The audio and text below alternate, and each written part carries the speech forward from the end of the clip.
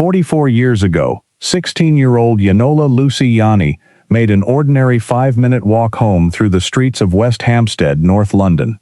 She had just left her family's shoe repair shop after lunch, with one simple task ahead of her: prepare the evening meal before her parents returned from work. By the time her parents arrived home later that afternoon, they discovered their daughter dead inside the family home after a violent attack that immediately prompted one of London's largest murder investigations of the era. The investigation moved quickly. Detectives interviewed more than 1,000 people, collected fingerprints, followed witness accounts, and pursued every promising lead they could find. Along the way, another mystery emerged. Someone repeatedly disturbed items left at Lucy's grave, leading police to conduct surveillance and explore multiple possibilities.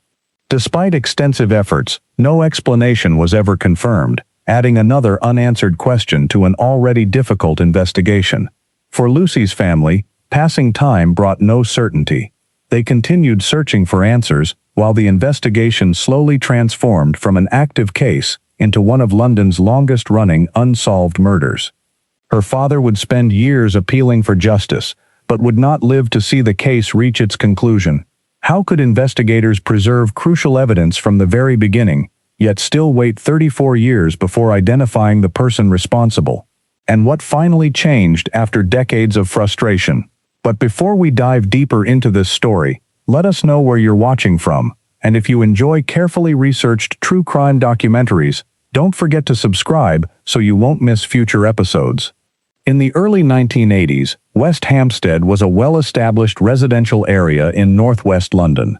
Busy shopping streets, family-owned businesses, schools, and apartment buildings created a neighborhood where many residents knew one another. For families like the Yiannis, daily life often revolved around work, school, and close family ties. Lucy lived with her parents, George and Ellie Yianni, and her siblings, Maria, Peter, and Ricky, in a large flat on Belsize Road, only a short walk from the family's shoe repair business in Fair Hazel Gardens. The shop had become an important part of their daily routine, and family members frequently worked together before returning home in the evenings. That summer, Lucy had recently completed her O-level examinations. Like many teenagers of her age, she was waiting for her results while thinking about the future. She hoped to earn a place at Kilburn Polytechnic, where she planned to study beauty therapy and begin building a career as a beautician. Alongside her studies, she also worked part-time at a local Woolworths store on Finchley Road.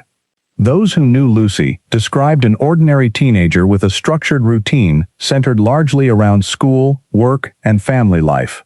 According to her family, she rarely spent long periods away from home, and they maintained a close household with clear expectations about daily life. Their routines were familiar and predictable, making the events of August 13, 1982, all the more difficult to comprehend. Friday, August 13, 1982, began much like any other summer day for the Yianni family.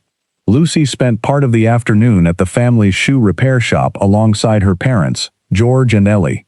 Around lunchtime, it was agreed that she would head home first to prepare the evening meal while her parents remained behind to finish their work. At approximately 1:30 p.m., Lucy left the shop and began the short 5-minute walk back to the family's flat on Belsize Road. There was nothing unusual about the journey. It was a familiar route that she had taken many times before, connecting the family's business to the home where they all lived together. After arriving home, Lucy settled into the routine she had planned. She laid the dining table in preparation for dinner and began getting the meal ready for when the family returned. At some point, she put on one of her favorite records, Forget-Me-Nots, by Patrice Rushen. It was an ordinary domestic scene, one that suggested she expected the afternoon to unfold without interruption. Then came a knock at the front door. The Yianni family had a habit of checking who was outside before opening the door, usually by looking from the lounge window upstairs. There was no evidence to suggest Lucy opened the door reluctantly or under obvious pressure. A neighbor later recalled seeing her standing outside the front entrance, talking calmly with a young man believed to be in his early 20s. He was described as around 5 feet 6 inches tall, casually dressed, with short dark wavy hair, and what witnesses described as a Mediterranean complexion. That brief conversation would become one of the final confirmed sightings of Lucy alive. About 20 minutes later, another neighbor reported hearing a scream. At approximately 3 p.m., George and Ellie returned home from the family business. The atmosphere inside the house immediately felt unusual. The music was no longer the focus of attention. The home was unexpectedly quiet. They called out for Lucy. There was no answer. As they moved further into the house, they noticed something disturbing. Lucy's ankle chain had broken and was lying on the staircase. It was a small but important detail, suggesting that some form of struggle had taken place inside the home. Moments later, they made the discovery no parent expects to face. Lucy was found dead upstairs in the family home. A post-mortem examination later concluded that she had died after a violent assault, and she had been sexually assaulted. The findings showed that she had sustained multiple injuries before her death, indicating that she had fought to survive. The investigation quickly turned to reconstructing what had happened inside the house. There were no obvious signs of forced entry at the front door. That left detectives with two main possibilities. Either Lucy had voluntarily opened the door to someone she did not initially perceive as a threat, or the attacker forced his way inside once she answered.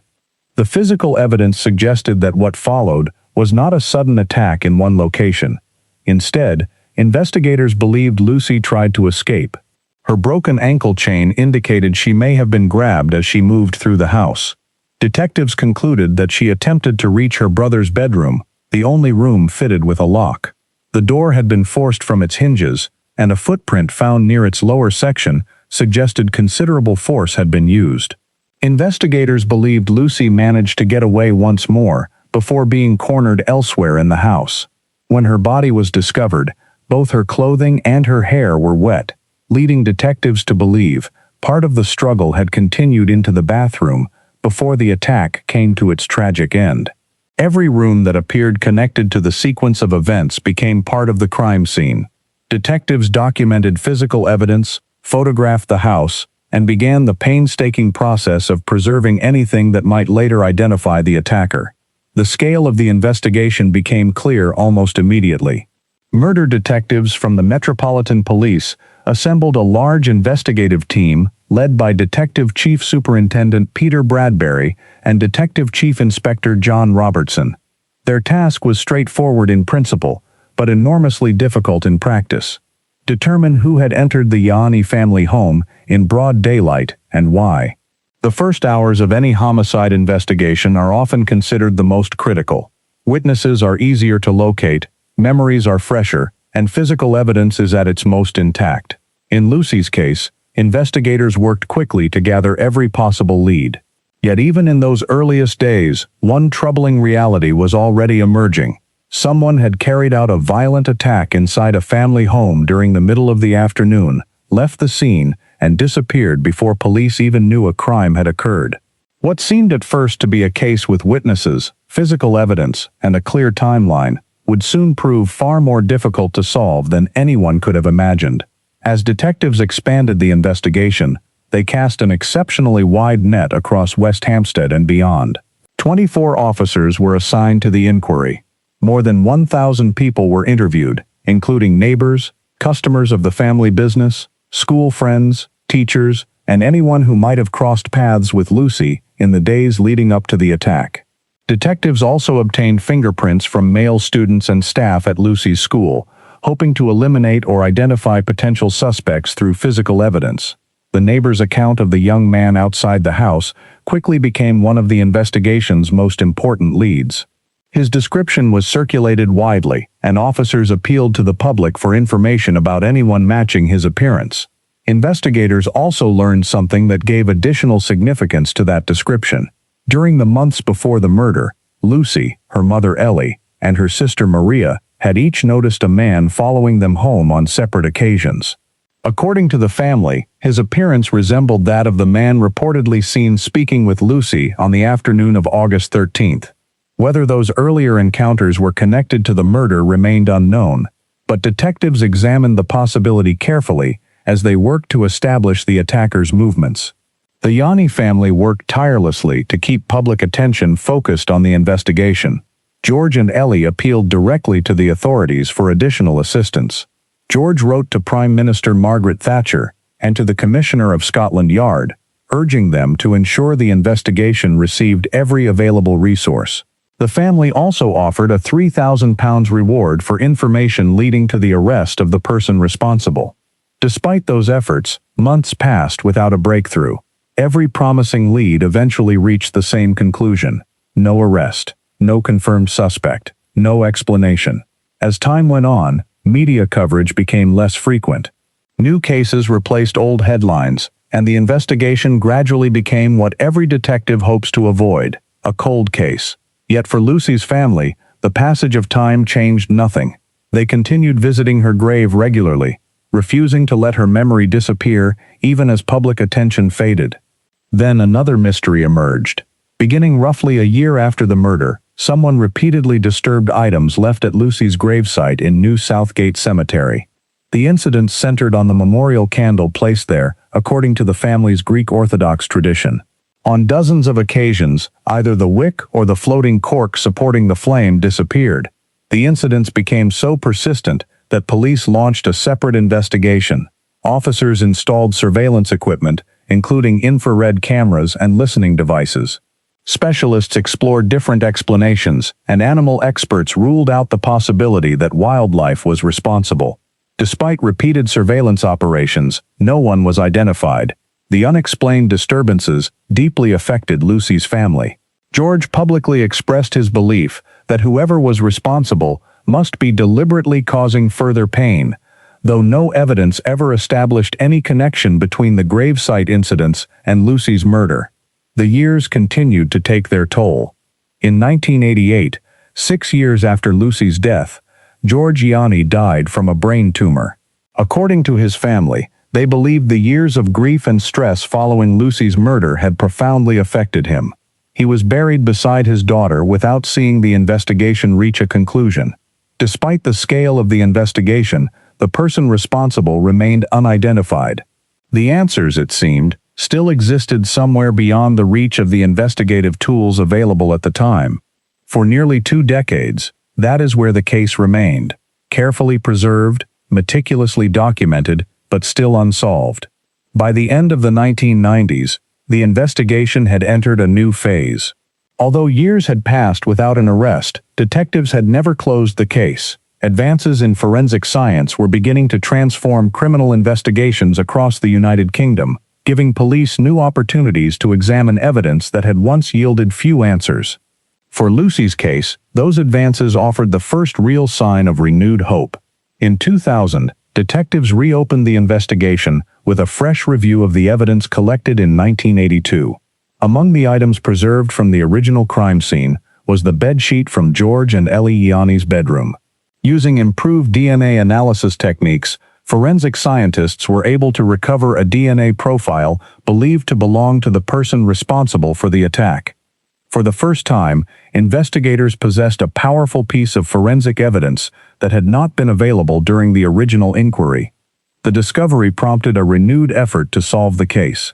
Police launched Operation EATS, releasing updated facial images showing how the man seen outside Lucy's home might have appeared in 1982 and how his appearance could have changed over the following 18 years. The case was also featured on the BBC's Crime Watch, bringing it before a national audience and generating new appeals for information. Detectives revisited the original investigation almost from the beginning. They attempted to trace the more than 1,000 people interviewed during the initial inquiry. Many had moved away from West Hampstead over the intervening years. Some had relocated elsewhere in Britain, while others had settled abroad. Appeals appeared not only in the United Kingdom, but also in newspapers serving communities in Cyprus, Portugal, and Spain. Investigators even tracked individuals living as far away as Canada and Australia. The renewed inquiry was thorough, but it produced a familiar result. No one could be linked conclusively to the crime. The DNA profile remained unmatched. Despite possessing what seemed to be the investigation's strongest piece of evidence, detectives still had no name. The case stalled once again. Years continued to pass. For Lucy's family, each year represented another reminder that justice had not yet been achieved. Although the investigation remained open, there were no public developments suggesting that a resolution was close. Then, in December 2015, an entirely unrelated investigation unexpectedly changed the course of the case. A man named James Warburton was arrested in connection with offenses involving indecent images of children. As part of the investigative process, he was required to provide a DNA sample. When that sample was entered into the national database and compared with existing forensic evidence, investigators received the result they had waited more than 3 decades to see. The DNA profile matched the sample recovered from the preserved bedsheet in Lucy's case. 34 years after Lucy's death, detectives finally had a suspect. On January 12, 2016, detectives arrested James Warburton at his home in Camden, North London. By then, he was 56 years old. In 1982, he had been 22 and working as a tiler in the area near Lucy's home. He had also lived only about a mile away on Adelaide Road. Warburton's trial began at the Old Bailey in July 2016. During the proceedings, he acknowledged knowing Lucy, but disputed the prosecution's account of what had happened. He claimed they had met by chance in the neighborhood and had developed a secret relationship. According to his testimony, they had engaged in consensual sexual activity at the Yianni family home on multiple occasions, and he denied any involvement in her death. The prosecution challenged that account. Jurors heard evidence regarding the forensic findings, including the DNA recovered from the crime scene. They also heard evidence presented by the prosecution that was inconsistent with Warburton's version of events. Ultimately, it was the jury's responsibility to assess the credibility of the evidence presented throughout the trial. After approximately 2 hours of deliberation, the jury returned its verdict. James Warburton was found guilty of Lucy's murder. The judge described the attack as terrifying, cruel, brutal, and without mercy. Warburton received a life sentence with a minimum term of 25 years for the murder. He also received a concurrent sentence for the sexual assault, along with additional sentences relating to the separate offenses involving indecent images of children. For Lucy's family, the verdict marked the end of a legal process that had taken 34 years to reach its conclusion. Her brother, Yiannoulla, spoke publicly after the conviction. He said the family had been saturated in grief for more than 3 decades and had lived with the daily reality of Lucy's death for over half a lifetime. He also expressed hope that, with the conviction secured, the family could finally begin moving forward with the knowledge that the person responsible had been brought to justice.